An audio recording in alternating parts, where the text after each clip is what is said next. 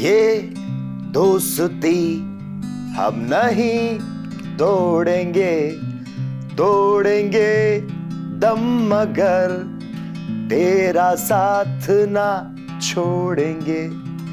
बॉलीवुड की blockbuster film Sholay का यह गीत दो दोस्तों की दोस्ती को दर्शाता है। फिल्म जय और वीरू की दोस्ती की तरह बाड़मेर के रविंद्र सिंह भाटी के साथ उनके खास दोस्त अशोक गोदारा की मिसाल दी जाती थी। फिल्म शोले में जय की जान को बचाने के लिए वीरू ने अपनी जान तक दांव पर लगा दी थी, लेकिन आज जब बाड़मेर जैसलमेर लोकसभा सीट पर रविंद्र सिंह भाटी लोकसभा के चुनावी मैदान में है, तो ऐसे में भाटी के साथ कंधे से कंधा मिलाकर साथ खड़े रहने के बजाय भाटी के खास दोस्त अशोक गोदारा चुनावी प्रचार के बीच भारतीय जनता पार्टी के प्रत्याशी कैलाश चौधरी के साथ में नजर आ रहे हैं। इस चुनावी प्रचार के बीच एक ऐसी तस्वीर सामने आई है जो देखते ही देखते चर्चाओं में आ गई। इस तस्वीर में निर्दलीय प्रत्याशी रविंद्र सिंह भाटी के खास दोस्त माने जाने वाले अशोक गोदारा भारतीय जनता पार्टी के प्रत्याशी कैलाश चौधरी के साथ सारथी के रूप में नजर आते हैं। दो दोस्त एक ही शहर में होते हैं, लेकिन चुनाव में दोनों के रास्ते अलग अलग हो जाते हैं। रविंद्र सिंह भाटी और अशोक गोदारा की दोस्ती से आज हर कोई वाकिफ है, क्योंकि सोशल मीडिया पर इनकी दोस्ती के खूब चर्चे होते रहते हैं।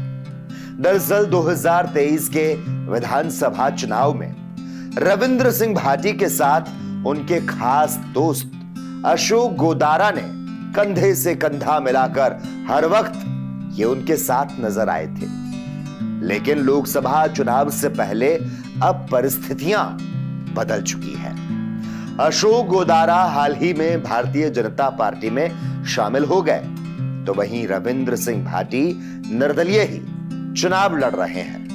भारतीय जनता पार्टी में शामिल होने के बाद अब अशोक गोदारा जब बालोतरा पहुंचे तो उन्होंने केंद्रीय मंत्री और बीजेपी के प्रत्याशी कैलाश चौधरी के साथ मुलाकात की। अशोक गोदारा कैलाश चौधरी के साथ एक ही गाड़ी में नजर आए और अशोक गोदारा गाड़ी ड्राइव करते हुए भी नजर आए, जबकि कैलाश चौधरी पास में आगे वाली सीट पर बैठे नजर आए।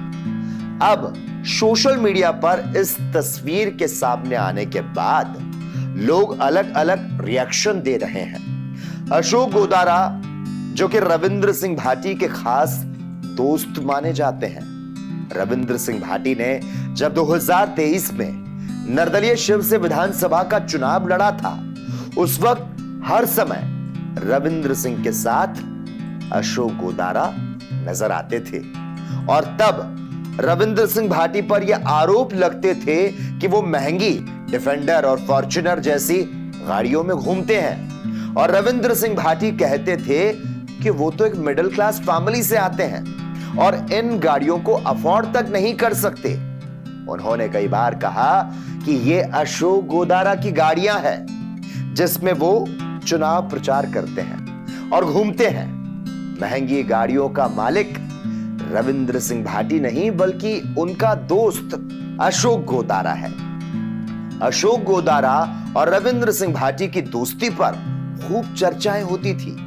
गोदारा जब रविंद्र सिंह भाटी से मिलने आते तो वो चुनाव प्रचार के लिए रविंद्र सिंह भाटी के यहां पर अपनी गाड़ियों के काफिले को छोड़कर चले जाते और इन गाड़ियों का पूरा खर्चा भी अशोक गोदारा ही उठाते थे।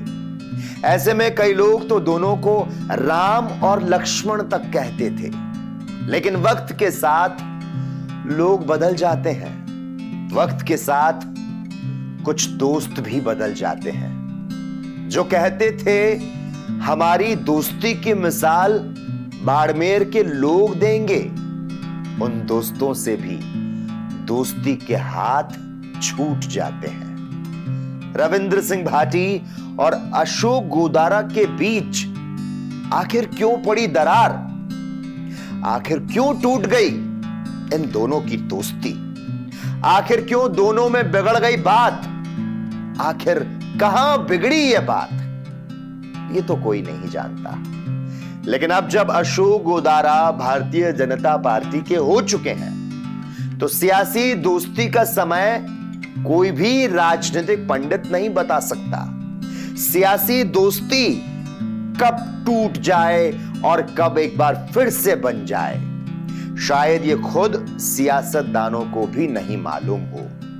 बहरहाल कभी ये दोनों एक साथ नजर आते हैं तो आज चुनाव के समय एक दूसरे के खिलाफ खड़े नजर आ रहे हैं। और कहते हैं ना कि त्योहारों में तो दुश्मन भी गले मिल जाते हैं। क्या पता चुनाव हो जाने के बाद दोनों ने, रविंद्र सिंह भाटी और अशोक गोदारा, दोनों अपने बीच की तल्खियों को दरकिनार कर एक बार फिर से दोस्ती का हाथ बढ़ाएं और गले लग जाएं।